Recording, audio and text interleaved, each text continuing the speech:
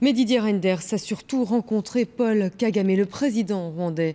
On attendait cette réunion depuis près d'une semaine. L'objectif de ce voyage est de trouver une solution à la guerre qui ravage l'est de la RDC.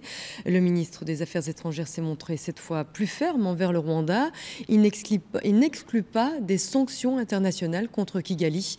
Le reportage de nos envoyés spéciaux Nicolas Willems et Régis Derat. Paul Kagame et Didier Reynders seront restés enfermés 2 heures. 2 longues heures d'un entretien apparemment sans faux fuyant. À la sortie, les mines sont relativement graves, même si les 2 hommes essayent de détendre l'atmosphère.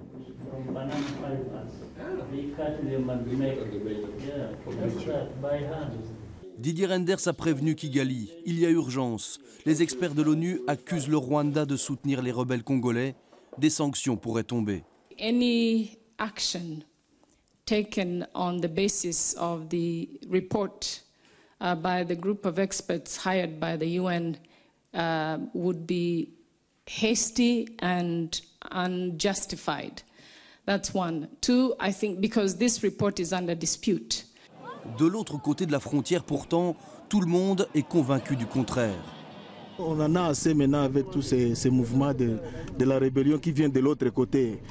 Nous sommes imposés par la guerre, donc nous ne voulons pas la guerre, mais les Rwandais nous imposent ces histoires.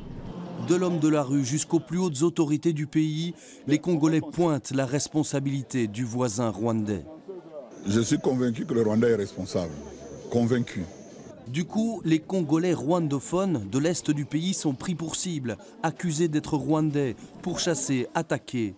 30 000 d'entre eux ont dû fuir dans ce camp de réfugiés au Rwanda. Ils nous tuent.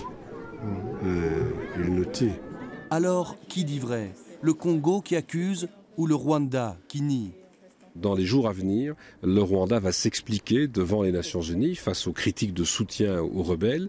Si les choses ne bougent pas très vite sur le terrain, si le démarrage d'un dialogue n'intervient pas, je crois qu'il y aura une escalade et que probablement des sanctions vont venir s'abattre sur un pays, mais avec toutes les conséquences de blocage que cela risque d'entraîner.